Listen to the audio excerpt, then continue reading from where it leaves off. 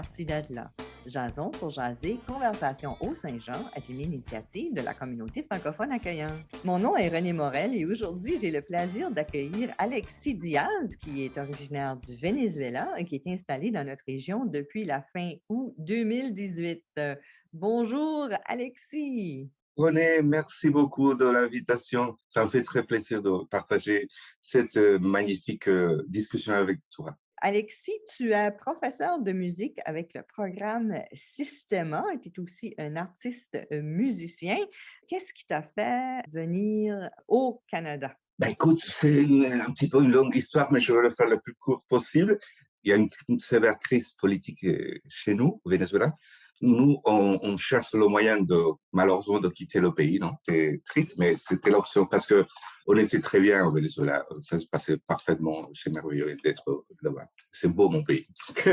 Et ici, je suis très, très heureux aussi parce que c'est le Canada qui m'a ouvert les bras, qui m'a reçu. Je cherchais le moyen de quitter le pays et aussi de trouver une autre façon de travail parce que on est assez pauvre au Venezuela maintenant, tout le monde. Hein. On essaie de s'améliorer, de chercher une autre moyen de subsister. J'ai eu beaucoup, beaucoup d'options, mais tout ça est tombé à l'eau. Et à la dernière minute, il y a eu un courriel qui m'a envoyé un collègue altiste qui travaille pour le système à New Brunswick, au centre de Saint-Jean. Il me disait, Alexis, ici, on a besoin d'un prof d'alto et violon. Ça t'intéresserait de venir au Canada et tout ça. Je dis, ben, zut, la flûte, il fait froid là-bas. Mais ça t'a pas empêché, ça t'a pas Ça m'a empêché pas de empêché venir. du tout. Parle-moi un petit peu du programme Systema parce que tu travaillais pour le Le système. système au Venezuela. Oui, exactement. Et je crois que c'est là que ça a commencé, ce programme-là. Oui, le système New Brunswick s'est inspiré 100% sur le système orchestral du Venezuela, qui c'est un programme qui donne la possibilité à l'enfant et aux jeunes de s'épanouir, de meilleurs citoyens, meilleures personnes, meilleurs copains, pères, une autre façon d'être joyeux et satisfait de ce qu'il fait, bien sûr, en plus de l'école, évidemment. Tu travailles dans quelle école? Parle-moi un petit peu de ton travail, là. Ben, nous sommes maintenant à l'école Notre-Dame. On travaille de lundi à vendredi, à partir de 1h30 jusqu'à 5h. On a combien d'élèves? 65, quelque chose comme ça, d'élèves en total. Puis voilà, là, je donne des cours de leçons de violon, alto, et je dirige des fois l'orchestre. Je donne des cours d'ensemble, on appelle ensemble on fait dans un seul groupe le violon, les altos, violoncelle et contrebasse. On donne 3 concerts par an. C'est gratuit, c'est 100% gratuit. Et c'est juste après l'école, on commence nous. Parle-moi un petit peu de ton parcours parce que tu es aussi un artiste musicien. Ben, je commençais à l'âge de 13 ans. Je suis allé à ce centre de Sistema au Venezuela, à Carora. Et l'alto, c'est un instrument qui est pas très, comment dire, on le voit pas tout le temps. On voit tout le temps le violon, mais l'alto, c'est pas assez commun comme un instrument de musique classique, pardon. Et donc, on m'a dit, ben, écoute, on manque d'altistes ici, vas-y, joue de l'alto. Mais on m'a même pas demandé si je voulais jouer de l'alto. On m'a dit, prends l'alto, mais fais ça, et puis voilà, c'est tout.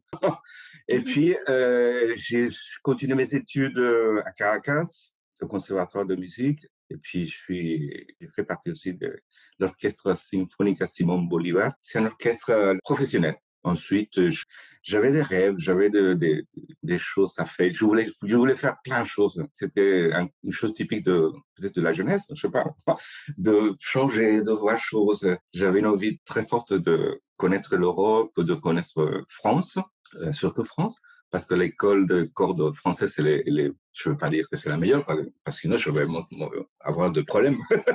Mais pour moi, c'est la meilleure. Voilà. J'ai fini mes études au Conservatoire de Paris. Je suis rentré au Venezuela. J'ai repris mon poste d'altiste tutti à l'Orchestre symphonique Simon Bolivar. Et puis, j'ai resté quelques années là, dans cet orchestre-là. Je voulais faire d'enseigner. J'aime bien enseigner. J'aime bien être entouré de beaucoup, beaucoup d'élèves, surtout de petits enfants. J'adore ça.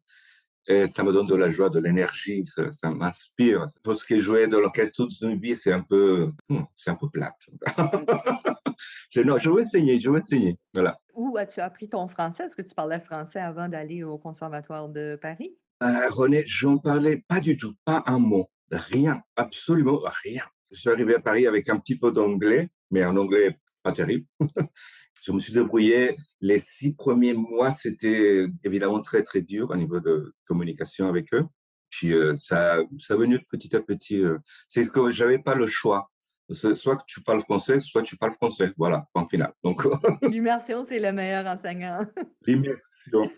Ouais, ouais, ouais. Il faut être sur place pour apprendre vraiment les choses. Et quand tu es arrivé ici, qu'est-ce qui t'a surpris par rapport à la langue, par rapport à le choc culturel? Qu'est-ce qui étaient tes premières impressions quand tu es arrivé à Edmundston? Ben écoute, il y avait pas vraiment grand-chose qui m'a choqué, à part l'hiver. Mais une fois que je me suis installé à Edmundston, et René, je me suis senti immédiatement chez moi. Mais naturellement, je cherchais pas, j'avais très peur tu sais, on déménage, j'ai beaucoup déménagé dans ma vie en cherchant des choses, des déménagements pour plaisir et aussi des déménagements forcés. Ok. Donc, cette fois, c'était un peu forcé de venir ici au Canada. Mais c'est curieux parce que c'est chez moi ici, c'est très bien, c'est chaleureux, c'est surprenant. Une chose qui m'a surpris, mais pas vraiment, c'est la façon de parler. C'est le brillant, quoi. C'est le régionalisme de la C'est le région. régionalisme. Ouais, et surtout, René, quand je suis une fois que je suis arrivé à Moncton, la première fois, le 7 juin, le premier centre que j'étais posté à travailler, c'était à Richiboucto, qui est un système aussi là-bas. Et le français à Richiboucto, c'était waouh! Je ne comprenais pas du tout. Il y a beaucoup d'anglais mêlés, il y a du vieux Oui, français, c'est oui. ça, c'est ça. Donc, je ne suis pas resté longtemps à Richiboucto parce qu'après, je suis déménagé ici à Boston. Mais chaque fois que je devais parler avec quelqu'un, il disait, ben, écoutez, parlez-moi en anglais plutôt, parce que j'ai vraiment de la misère à vous comprendre. Mais ben non, tout est parfait, tout est bien. Je me plains pas du tout. Je me sens plutôt, on est privilégié. J'ai une chance incommensurable, une chance de vie, une opportunité de vie. C'est-à-dire que, et surtout, c'était une opportunité de vie que je m'attendais pas. Je suis allé dans tellement j'ai vécu dans des pays que il y avait toujours un gros blocage, un gros problème, des complications très très fortes. Mais ici, c'était comme, rentre, t'es chez toi. C'était waouh! Alors, tu as pas eu de difficulté à te faire des amis et t'intégrer dans la communauté comme ça? Tout au contraire, c'était immédiatement, paf, tout le monde m'a contacté, tout le monde voulait savoir de moi, tout le monde m'a cherché. Il y avait des gens qui même passaient devant chez moi et ils m'envoyaient quand j'étais en train de faire quelque chose dehors et ils me saluaient, ils me disaient bonjour. C'était naturel. On m'envoyait, on me disait bonjour tout le temps, on me saluait, on se dit, ah, mais ils sont ici très, très, très gentils, très, très aimables, non? C'est la façon d'être ici, d'ailleurs, évidemment. C'est la cordialité. Mais oui, non, je me suis senti très, très bien. J'ai des amis dans des organisations, le contact était immédiatement, le centre de ressources pour nous arrivants était essentiel pour moi. Depuis que je suis arrivé, c'est le centre de ressources pour nous arrivants qui m'a tendu la main. C'est eux qui m'ont aidé à mieux m'installer, qu'est-ce qu'il faut faire. Ma situation migratoire aussi, ils m'ont beaucoup aidé là-dessus. Oh mon Dieu, ah, c'est incroyable la manière comment ils m'ont aidé. Et puis, sans eux, ça n'aurait été pas possible sans l'aide de centre de nouveaux arrivants. En plus, bien sûr, le système, mon emploi, mon travail, etc., etc. Parle-moi juste un petit peu brièvement, de ton pays. Tu as mentionné au début là, qu'il y avait des raisons politiques pour lesquelles que tu quittais, mais pour les gens qui ne savent pas où ce qu'est le Venezuela, quelles sont les caractéristiques, de ton pays? OK, avec plaisir. Oh mon Dieu. Ben, le Venezuela, c'est situé au nord de l'Amérique latine.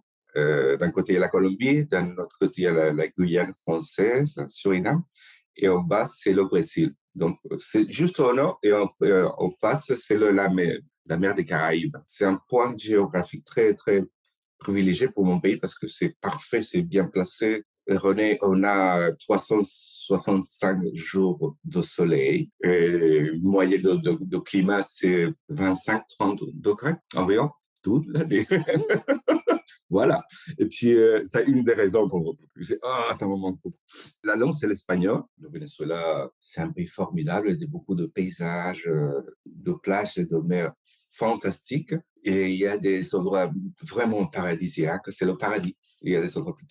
On a, ça fait partie de l'Amazonie, de la jungle amazonienne. Il y a les grosses montagnes Tepuy, on appelle ça, des roches très anciennes. Et puis, il y a 3 climats, microclimats au Venezuela. Il y a la sécheresse, il y a de la pluie, beaucoup de pluie, et il y a un peu de neige, mais c'est la montagne très haute. C'est là qui commence la cordillère des Andes. Je ne sais pas si tu as entendu. Ça commence au Venezuela, c'est très très haut, et c'est là, c'est le seul endroit où on peut voir la neige, mais de loin. C'est très beau, c'est magnifique. Les plages, la mer, c'est fantastique. C'est très beau. Ça me manque beaucoup. Tu t'ennuies un peu de ton pays, oui. Je m'ennuie énormément. Malgré que je suis très bien ici, Dieu merci, je m'ennuie beaucoup. Ouais, ça me manque énormément. Surtout parce que je suis tout seul ici, ma famille est là-bas. Donc, mes frères, ma mère est là-bas. Puis elle est déjà bien âgée, un peu délicate à sauter. Donc, il peut se passer des choses maintenant qu'on est au Venezuela, des choses difficiles et je ne pourrais rien faire. Ça, je ne pourrais pas prendre l'avion, aller hop. Mais une urgence, je ne pourrais pas. C'est impossible. Donc, c'est ça ça m'énerve, ça me donne un peu de rage et ça m'ennuie aussi.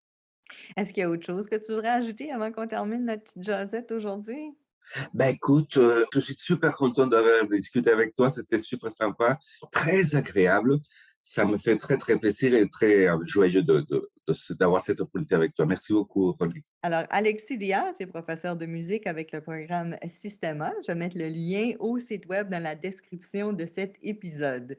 Et merci à vous, chers auditeurs et auditrices, d'avoir été les nôtres. Je vous invite à vous abonner à notre chaîne et ne pas oublier de cliquer sur l'icône notification pour ne pas manquer nos prochains épisodes. Et n'hésitez pas à partager dans vos réseaux. Cette émission est une réalisation de la communauté francophone accueillante qui regroupe la ville d'Edmundston, la communauté rurale du Haut-Madawaska et la Première Nation malécite du Madawaska dans le nord-ouest de la province du Nouveau-Brunswick. Ce projet est rendu possible grâce au financement du ministère de l'Immigration, Réfugiés et Citoyenneté Canada, tout droit réservé en cette année 2022. Merci et à la prochaine!